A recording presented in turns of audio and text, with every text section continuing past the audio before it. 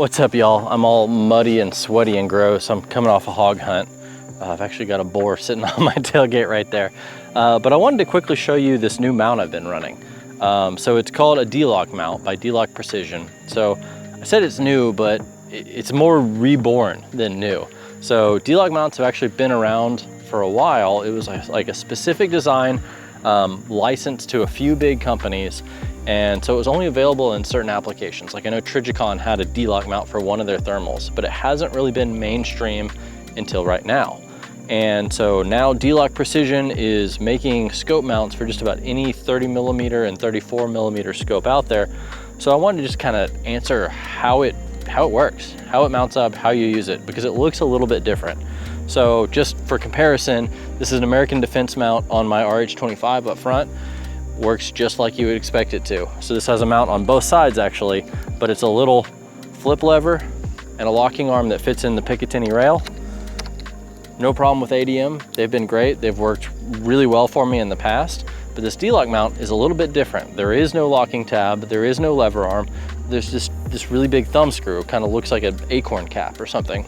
So all you do to run these is to take it off, you just loosen this screw, this big thumb screw,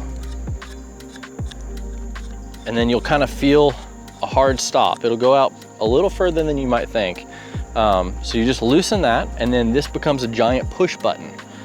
And it is a locking tab, and it rides on rails. So it provides a whole lot of rail contact and just really grips the whole rail, not just the sides. So push in on these buttons and then roll them out right off. And then just regular Picatinny mount, you'll see it's got both the through bolts that go into these clamps on the other side and the rails I mentioned. So that's 6 different recoil lugs. They make some really bold claims about how good the return to zero is on this. They say, I think 0.1 MOA, or maybe even less than that, but I have no way to measure that. That's less than 1 click in an MOA scope, and I'm running a mil scope that's in 10th mil increments. So the minimum measure of this is still way, way more than the return to zero guarantee of the DLOC mount. So can't really prove that, but in my experience, it is returned to zero perfectly. It's been the best return to zero mount I've ever used. So to put it on, same thing in reverse. You take these little screws, they become push buttons. You push them down. You extend them out by pushing them down.